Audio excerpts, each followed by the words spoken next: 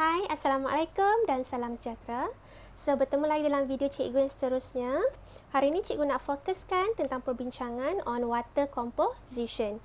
In Form 1, you all dah belajar dah, alright? Water made up of 2 atoms of hydrogen and 1 atom of oxygen. And the chemical formula for water is H2O. Okay. The next characteristic of water is that water is a compound, which means oxygen and hydrogen actually combine chemically. So if oxygen and hydrogen combine chemically, it means that we can separate them. And to separate oxygen and hydrogen, we need to use electrolysis process. Okay, so electrolysis. What is electrolysis? Electrolysis is actually a process of breaking water molecule into its composition. What is composition? Oxygen and hydrogen. Ingat lagi kan, one water molecule made up from 2 hydrogen atoms and 1 oxygen atom. And this process actually we use electricity. Alright, we need the help of electricity to split up the water molecule.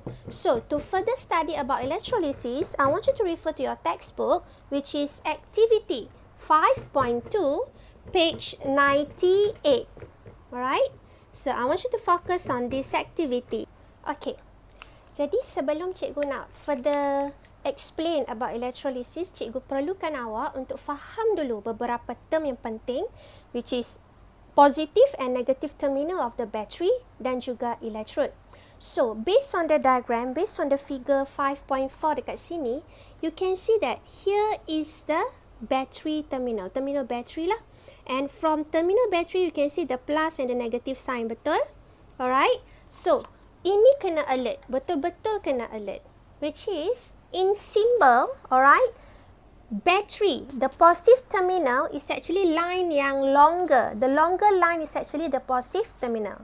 And the shorter line is actually a negative terminal. Actually, positive terminal of the battery is also known as anode. Okay, and the negative terminal of the battery is also known as cathode. So we have two things, battery and electrode. Battery, positive terminal, negative terminal. So in terms of electrode, positive electrode is anode, negative electrode is cathode. So anode is actually connected to the positive terminal of the battery. Cathode is actually connected to the negative terminal of the battery. Okay, jom kita tengok, which is figure 5.4. Alright, cikgu ringkaskanlah dekat sini, alright. So first, you kena tengok dekat battery dan juga electrode. So battery, the longer line is positive and is connected to the electrode, which is anode. Positive anode. Alright, for negative, the shorter line is connected to the electrode cathode. Boleh faham? Okay. So, kenapa pentingnya anode dan cathode ni? Kenapa pentingnya positif dengan negatif? Sebab the gas will be collected at different places. Alright? Kita tahu in one water molecule we have oxygen and hydrogen. Alright, so hydrogen akan collected in one measuring cylinder, while oxygen juga akan collected in another measuring cylinder. Because electrolysis, kita balik kepada definisi, kita nak speed up water molecule. Kita nak buktikan bahawa inside that water molecule, we have hydrogen and we have oxygen. So, kita pakai electrolysis. Alright, penambahan kepada electrolysis adalah di mana? Alright, distilled water yang kita pakai ni is not only plain distilled water. We need to add dilute sulfuric acid. Cikgu ulang lagi sekali, if you refer to your textbook, you akan nampak perkataan dilute sulfuric acid. Kenapa? Why there is important for us to add dilute sulfuric acid? This is because water itself is a very, very low conductor. So, to increase the conductivity of water, we need to add dilute sulfuric acid. Kenapa kita nak increasekan conductivity of water? So that bila kita on saja battery tu, kita on saja switch, you know what happen? The splitting up of the breaking up of water molecule itu akan berlaku dengan lebih cepat. Okay. Okay, so bila kita dah tahu set up of this apparatus, alright, kita nak bincangkan. Tadi cikgu kata, kita split up water molecules, hydrogen akan go to another measuring cylinder, while oxygen akan pergi kepada another measuring cylinder. So, oxygen akan pergi ke mana? Hydrogen akan pergi ke mana? So, before kita nak pilih, cikgu nak sentiasa ingatkan, oxygen, kita perlukan oxygen. Oksigen ni diperlukan oleh kita. So, positif. Alright, we need oxygen to make our life positive. So, oxygen always go to the positive electrode, which is anode. Hydrogen, negative. Alright, adakah kita perlukan hydrogen untuk respiration? Tak. Hydrogen does not use in respiration. So, hydrogen akan go to negative terminal, which is cathode. Now, kalau you perasan, cikgu dah lukis dah, which is gas ni collected. What happen bila kita turn on switch, you know, this liquid akan ada bubble-bubble. Alright, akan keluar bubble-bubble and this gas akan trap dekat sini. You tengok the height of the gas collected. Oxygen go to the anode kan, and height dia is actually half of hydrogen. Betul tak? This is a negative. Negative is hydrogen.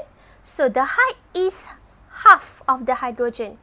Kenapa half? Because, ingat balik, one molecule of water consists of 2 atoms of hydrogen, 1 atom of oxygen. So, bagi setiap air yang dipecah tu akan dapat 2 hydrogen, 1 oksigen. 2 hydrogen, 1 oksigen. Sebab itulah, alright, the gas hydrogen dekat sini collected is more compared to oxygen. So, what is the ratio of hydrogen to oxygen? Hydrogen to oxygen is actually 2 to 1. 2 kepada 1. So, if let's say, oxygen to hydrogen, 1 to 2. Okay. Selepas kita dah dapatkan hidrogen dan oksigen daripada measuring cylinder tu, macam mana kita nak test? Macam mana kita nak test hidrogen dan oksigen tu? Kita nak buktikan bahawa gas tu is oksigen, gas tu hidrogen.